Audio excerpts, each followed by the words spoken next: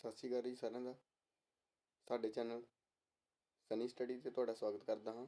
ਅੱਜ ਹੀ ਅਰਥ ਦਾ ਲੈਕਚਰ ਲੱਗਣ ਜਾ ਰਿਹਾ ਅਤੇ ਇਸ ਦੇ ਵਿੱਚ ਅਸੀਂ ਤੁਹਾਨੂੰ 50 ਵਨ ਲਾਈਨਰ ਕੁਐਸਚਨ ਕਰਾਵਾਂਗੇ ਜੋ ਕਿ ਆਉਣ ਵਾਲੇ ਪੇਪਰਾਂ ਦੇ ਵਿੱਚ ਬਹੁਤ ਹੀ ਜ਼ਿਆਦਾ ਮਹੱਤਵਪੂਰਨ ਨੇ। ਅਤੇ ਜ਼ਿਆਦਾ ਟਾਈਮ ਨਾ ਲੈਂਦਾ ਹੋਇਆ ਅੱਜ ਦਾ ਲੈਕਚਰ ਸ਼ੁਰੂ ਕਰਦੇ ਹਾਂ। ਅਤੇ ਆਪਣੇ ਚੈਨਲ ਦਾ ਇਹ ਕੰਮ ਵੀ ਨਹੀਂ ਕਿ ਵਾਚ ਟਾਈਮ ਜਾਂ ਵਿਊ ਵਧਾਉਣ ਦੇ ਲਈ ਚਾਰਾਂ ਆਪਸ਼ਨਾਂ ਵਿੱਚ ਇੱਕ ਇੱਕ ਆਪਸ਼ਨ ਦੱਸੀ ਜਾਓ, ਹੌਲੀ ਹੌਲੀ ਟਾਈਮ ਬਰਬਾਦ ਕਰੀ ਜਾਓ। ਅਸੀਂ ਤੁਹਾਨੂੰ ਵਨ ਲਾਈਨਰ ਕੁਐਸਚਨ 50 ਕੁਐਸਚਨ ਇਸ ਲੈਕਚਰ ਵਿੱਚ ਹੀ ਪੂਰੇ ਕਰਾ ਦੇਵਾਂਗੇ ਤਾਂ ਜੋ ਤੁਹਾਡਾ ਟਾਈਮ ਵੇਸਟ ਨਾ ਹੋਵੇ ਅਤੇ ਸਮੇਂ ਦੀ ਬਚਤ ਹੋਵੇ। ਅਤੇ ਚਲੋ ਅੱਜ ਦਾ ਲੈਕਚਰ ਸ਼ੁਰੂ ਕਰਦੇ ਹਾਂ। ਅਤੇ ਪਹਿਲਾ ਕੁਐਸਚਨ ਹੈ ਜੀ, ਦੇਸ਼ ਦੀ ਰਾਸ਼ਟਰੀ ਆਮਦਨ ਦਾ ਪਤਾ ਕਿਹੜੀ ਸੰਸਥਾ ਲਗਾਉਂਦੀ ਹੈ? ਕੇਂਦਰੀ ਸੰਖਿਆਕੀ ਸੰਗਠਨ CSO ਜਿਹਨੂੰ ਕਹਿੰਦਾ ਹੈ। ਦੂਜਾ ਕੁਐਸਚਨ, ਕੇਂਦਰੀ ਸੰਖਿਆਕੀ ਸੰਗਠਨ ਦੀ ਸਥਾਪਨਾ ਕਦੋਂ ਹੋਈ ਸੀ? 1951 ਵਿੱਚ CSO ਦੀ ਸਥਾਪਨਾ ਹੋਈ ਸੀ। ਕੇਂਦਰੀ ਸੰਖਿਆਕੀ ਸੰਗਠਨ ਦਾ ਮੁੱਖ ਦਫ਼ਤਰ ਕਿੱਥੇ ਹੈ? ਨਵੀਂ ਦਿੱਲੀ ਵਿੱਚ ਇਸ ਦਾ ਮੁੱਖ ਦਫ਼ਤਰ ਹੈ।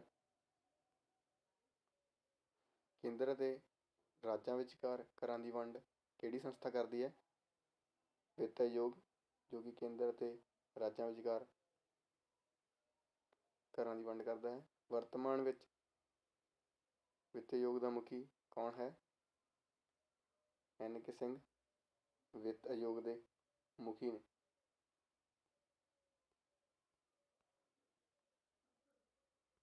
ਵਰਤਮਾਨ ਸਮਾਂ ਕਿੰਨਵਾਂ ਵਿੱਤ ਆਯੋਗ ਕੰਮ ਕਰ ਰਿਹਾ? ਹੁਣ ਜੀ 15ਵਾਂ ਵਿੱਤ ਆਯੋਗ ਚੱਲ ਰਿਹਾ ਵਰਤਮਾਨ ਸਮੇਂ ਵਿੱਚ। ਜੋ ਵਰਤਮਾਨ ਵਿੱਚ ਆਯੋਗ ਚੱਲ ਰਿਹਾ ਉਸਦਾ ਸਮਾਂ ਕੀ ਹੈ? ਉਸਦਾ ਸਮਾਂ 2020 ਤੋਂ ਲੈ ਕੇ 2025 ਤੱਕ ਹੈ।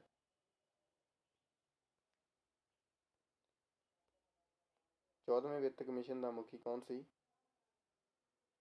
YD ਰੈਡੀ, ਜੋ ਕਿ 14ਵੇਂ ਕਮਿਸ਼ਨ ਦੇ ਮੁਖੀ ਸਨ।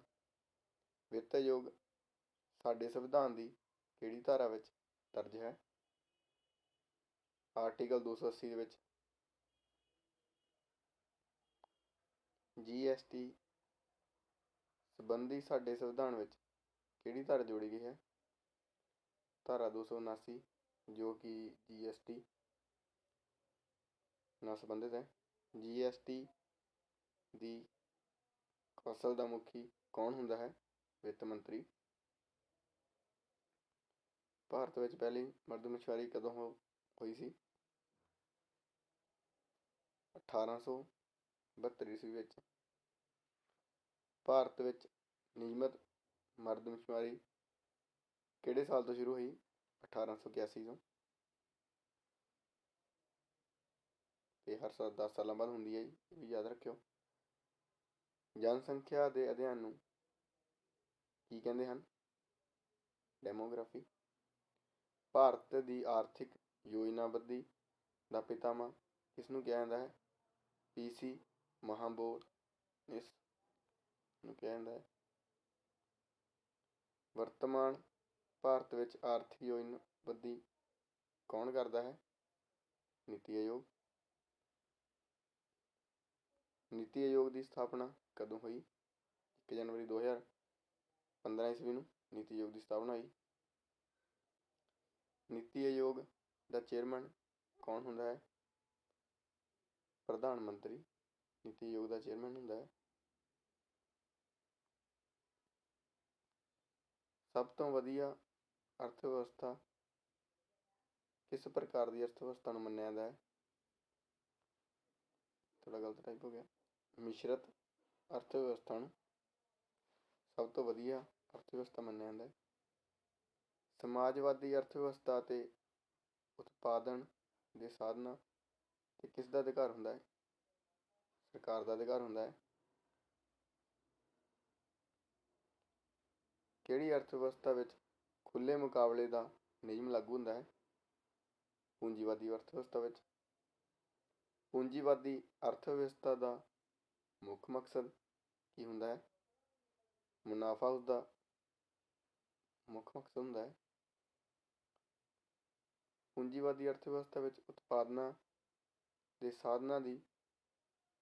ਸਾਧਨਾਂ ਤੋਂ ਉਸਦੀ ਮਲਕਈ ਹੁੰਦੀ ਹੈ, ਪੂੰਜੀਪਤੀਆਂ ਦੀ।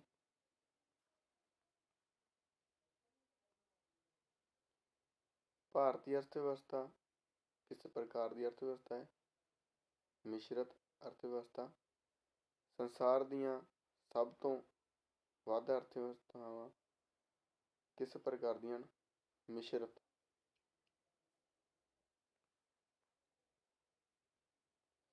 ਸਮਾਜਵਾਦੀ ਅਰਥ ਵਿਵਸਥਾ ਦਾ ਜਨਮਦਾਤਾ ਕਿਸ ਨੂੰ ਮੰਨਿਆ ਜਾਂਦਾ ਹੈ? ਕਾਰਲ ਮਾਰਕਸ ਨੂੰ ਮੰਨਿਆ ਜਾਂਦਾ ਹੈ। ਕਾਰਲ ਮਾਰਕਸ ਨੇ ਕਿਹੜੀਆਂ ਪ੍ਰਸਿੱਧ ਪੁਸਤਕਾਂ ਲਿਖੀਆਂ?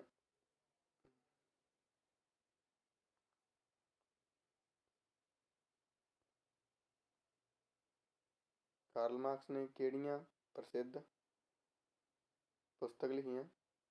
ਦਾਸ ਕੈਪੀਟਲ ਅਤੇ ਕਮਿਊਨਿਸਟ ਮੈਨੀਫੈਸਟੋ, 2 ਬੁੱਕਸ ਨੇ ਇਹ ਪੱਕਾ ਪੇਪਰ ਵਿੱਚ ਕਿਸੇ ਨਾ ਕਿਸੇ ਵਿੱਚ ਜ਼ਰੂਰ ਆਉਣਗੀਆਂ, ਧਿਆਨ ਨਾਲ ਇਸ ਨੂੰ ਰੱਟਾ ਲਾ ਲਓ। ਦਾਸ ਕੈਪੀਟਲ ਅਤੇ ਕਮਿਊਨਿਸਟ ਮੈਨੀਫੈਸਟੋ, ਜੋ ਕਿ ਕਾਰਲ ਮਾਰਕਸ ਦੁਆਰਾ ਫੇਮਸ ਬੁੱਕਸ ਲਿਖੀਆਂ ਗਈਆਂ ਸੀ। ਭਾਰਤ ਵਿੱਚ ਵਿਸ਼ਵੀਕਰਨ ਦਾ ਆਰੰਭ ਕਦੋਂ ਹੋਇਆ? 1991 ਵਿੱਚ ਵਿਸ਼ਵੀਕਰਨ ਦਾ ਆਰੰਭ ਭਾਰਤ ਵਿੱਚ ਹੋਇਆ ਸੀ। ਭਾਰਤ ਵਿੱਚ ਵਿਸ਼ਵੀਕਰਨ ਦਾ ਆਰੰਭ ਕਿਸ ਦੁਆਰਾ ਕੀਤਾ ਗਿਆ? ਆਪਣੇ ਪ੍ਰਧਾਨ ਮੰਤਰੀ ਰਹਿ ਚੁੱਕੇ ਡਾਕਟਰ ਮਨਮੋਹਨ ਸਿੰਘ ਜੀ ਦੁਆਰਾ।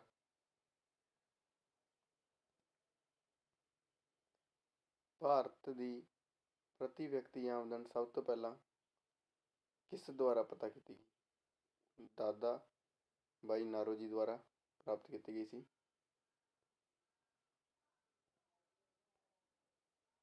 ਦਾਦਾ ਬਾਈ ਨਾਰੋਜੀ ਨੇ ਕਿਹੜਾ ਪ੍ਰਸਿੱਧ ਸਿਧਾਂਤ ਦਿੱਤਾ?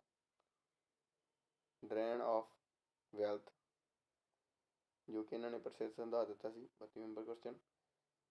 ਦਾਦਾ ਬਾਈ ਨਾਰੋਜੀ ਨੂੰ ਹੋਰ ਕਿਸ ਨਾਮ ਨਾਲ ਜਾਣਿਆ ਜਾਂਦਾ ਹੈ? Grand old man of India ਦੇ ਨਾਮ ਨਾਲ ਜਾਣਿਆ ਜਾਂਦਾ ਹੈ। ਦਾਦਾ ਬਾਈ ਨਾਰੋਜੀ ਨੇ ਕਿਹੜੀ ਪ੍ਰਸਿੱਧ ਜੋ ਪੁਸਤਕ ਸੀ ਉਹ ਲਿਖੀ ਸੀ? Patwari and an British rule in India, ਜੋ ਕਿ ਇਹਨਾਂ ਦੁਆਰਾ ਬੁੱਕ ਲਿਖੀ ਗਈ ਸੀ। ਦਾਦਾ ਬਾਈ ਨਾਰੋਜੀ ਨੇ ਭਾਰਤ ਵਿੱਚ ਪ੍ਰਤੀ ਵਿਅਕਤੀ ਆਮਦਨ ਕਿੰਨੀ ਦੱਸੀ ਸੀ? ਉਹਨਾਂ ਨੇ 20 ਰੁਪਏ ਪ੍ਰਤੀ ਵਿਅਕਤੀ ਆਮਦਨ ਦੱਸੀ ਸੀ। ਰੇਲ ਬਜਟ ਨੂੰ ਆਮ ਬਜਟ ਨਾਲ ਇਕੱਠਾ ਕਦੋਂ ਕੀਤਾ ਗਿਆ? 2017 ਈਸਵੀ ਵਿੱਚ। ਜਨਸੰਖਿਆ ਵਿਭਾਜਨ ਦਾ ਸਾਲ ਕਿਹੜੇ ਸਾਲ ਨੂੰ ਮੰਨਿਆ ਜਾਂਦਾ ਹੈ? 1921 ਨੂੰ। ਜਨਸੰਖਿਆ ਵਿਭਾਜਨ ਦਾ ਸਾਲ ਕਿਉਂ ਮੰਨਿਆ ਜਾਂਦਾ ਹੈ?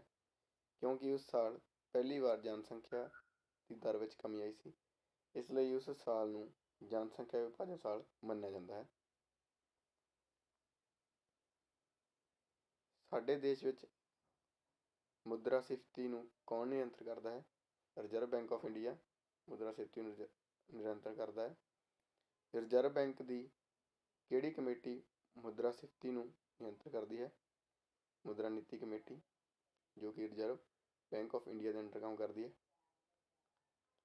ਰਿਜ਼ਰਵ ਬੈਂਕ ਦੀ ਸਥਾਪਨਾ ਕਿੱਥੇ ਕੀਤੀ ਗਈ? ਕੋਲਕਾਤਾ ਵਿੱਚ ਇਸ ਦੀ ਸਥਾਪਨਾ ਕੀਤੀ ਗਈ। ਰਿਜ਼ਰਵ ਬੈਂਕ ਦੀ ਸਥਾਪਨਾ ਕਦੋਂ ਹੋਈ? 1935 ਈਸਵੀ ਵਿੱਚ। ਵੈਰੀ ਇੰਪੋਰਟੈਂਟ ਕੁਐਸਚਨ, ਇਹ ਕਿਸੇ ਨਾ ਕਿਸੇ ਪੇਪਰ ਵਿੱਚ ਜ਼ਰੂਰ ਆਵੇਗਾ ਅਤੇ ਆਉਂਦਾ ਵੀ ਰਿਹਾ ਹੈ। SSC ਦੇ ਕਈ ਪੇਪਰਾਂ ਵਿੱਚ ਹੁੰਦਾ ਹੈ ਅਤੇ ਪੁਲਿਸ ਦੇ ਪੇਪਰ ਵਿੱਚ ਵੀ ਸੀ, ਰਾਜਸਥਾਨ ਪੁਲਿਸ ਦੇ ਪੇਪਰ ਵਿੱਚ ਵੀ, ਅਤੇ ਹੋਰ ਪੇਪਰਾਂ ਵਿੱਚ ਵੀ ਇਹ ਕੁਐਸਚਨ ਆਇਆ ਹੋਇਆ ਹੈ। ਰਿਜ਼ਰਵ ਬੈਂਕ ਦਾ ਮੁੱਖ ਦਫ਼ਤਰ ਦਿੱਲੀ ਕਦੋਂ ਲਿਆਂਦਾ ਗਿਆ? 1937 ਈਸਵੀ ਵਿੱਚ। 1935 ਵਿੱਚ ਇਸ ਦੀ ਸਥਾਪਨਾ ਹੋਈ ਅਤੇ ਉਸ ਤੋਂ 2 ਸਾਲ ਬਾਅਦ ਇਸ ਦਾ ਦਫ਼ਤਰ ਦਿੱਲੀ ਲਿਆਂਦਾ ਗਿਆ। ਰਿਜ਼ਰਵ ਬੈਂਕ ਦਾ ਰਾਸ਼ਟਰੀਕਰਨ ਕਦੋਂ ਹੋਇਆ? 1 ਜਨਵਰੀ 1949 ਈਸਵੀ ਵਿੱਚ ਇਸ ਦਾ ਰਾਸ਼ਟਰੀਕਰਨ ਹੋ ਗਿਆ ਸੀ। ਅਰਥ ਵਿਵਸਥਾ ਦੇ ਕਿੰਨੇ ਸੈਕਟਰ ਹੁੰਦੇ ਹਨ? ਅਰਥ ਵਿਵਸਥਾ ਦੇ 3 ਸੈਕਟਰ ਹੁੰਦੇ ਆ। ਕੱਚਾ ਮਾਲ ਕਿਹੜੇ ਸੈਕਟਰ ਤੋਂ ਪ੍ਰਾਪਤ ਹੁੰਦਾ ਹੈ? ਪ੍ਰਾਇਮਰੀ ਸੈਕਟਰ, ਜਿਹਨੂੰ ਪ੍ਰਾਈਵੇਟ ਸੈਕਟਰ ਵੀ ਕਹਿ ਸਕਦੇ ਹਾਂ। ਕਾਰਖਾਨੇ ਉਦਯੋਗਿਕ ਕਿਹੜੇ ਸੈਕਟਰਾਂ ਦਾ ਭਾਗ ਹੈ? ਸੈਕੰਡਰੀ ਸੈਕਟਰਾਂ ਤੋਂ। ਸਪੋਰਟਸ ਸਿੱਖਿਆ, ਬੈਂਕਿੰਗ ਅਤੇ ਕਿਹੜੇ ਸੈਕਟਰ ਹਨ? ਸਰਵਿਸ ਸੈਕਟਰ ਕਿਹਾ ਜਾਂਦਾ ਇਹਨਾਂ ਨੂੰ। ਕਿਸੇ ਅਰਥ ਵਿਵਸਥਾ ਦੇ ਵਿਕਾਸ ਦਾ ਆਧਾਰ ਕਿਹੜਾ ਸੈਕਟਰ ਹੁੰਦਾ ਹੈ? ਸੈਕੰਡਰੀ ਉਦਯੋਗਿਕ ਸੈਕਟਰ। ਸਾਡੇ ਦੇਸ਼ ਵਿੱਚ ਜ਼ਿਆਦਾਤਰ ਲੋਕ ਕਿਹੜੇ ਸੈਕਟਰ ਵਿੱਚ ਕੰਮ ਕਰਦੇ ਹਨ? ਪ੍ਰਾਇਮਰੀ ਸੈਕਟਰ ਵਿੱਚ। ਉਦਯੋਗਿਕ ਕ੍ਰਾਂਤੀ ਦਾ ਆਰੰਭ ਕਿਹੜੇ ਦੇਸ਼ ਤੋਂ ਹੋਇਆ ਸੀ? ਇੰਗਲੈਂਡ ਦੇਸ਼ ਤੋਂ ਉਦਯੋਗਿਕ ਕ੍ਰਾਂਤੀ ਦਾ ਆਰੰਭ ਹੋਇਆ ਸੀ। ਇੱਥੇ ਹੀ ਸਾਡੇ 50 ਕੁਐਸਚਨ ਖਤਮ ਹੁੰਦੇ ਨੇ। ਅਗਲੇ 2 ਕੁਐਸਚਨਾਂ 'ਤੇ ਵੀ ਅਸੀਂ ਨਿਗਾਹ ਮਾਰ ਲੈਂਦੇ ਹਾਂ। 51ਵਾਂ, ਵਿਕਾਸ ਦੇ ਆਧਾਰ 'ਤੇ ਅਰਥ ਵਿਵਸਥਾ ਕਿੰਨੇ ਪ੍ਰਕਾਰ ਦੀ ਹੁੰਦੀ ਹੈ? 3 ਪ੍ਰਕਾਰ ਦੀ ਹੁੰਦੀ ਹੈ ਜੀ। ਗੈਰ ਵਿਕਸਿਤ, ਵਿਕਾਸਸ਼ੀਲ ਅਤੇ ਵਿਕਸਿਤ। ਸਮਾਜ ਆਧਾਰ 'ਤੇ ਅਰਥ ਵਿਵਸਥਾ ਦੀਆਂ ਕਿਹੜੀਆਂ ਕਿਸਮਾਂ ਹੁੰਦੀਆਂ ਹਨ? 3 ਕਿਸਮਾਂ ਹੁੰਦੀਆਂ ਜੀ।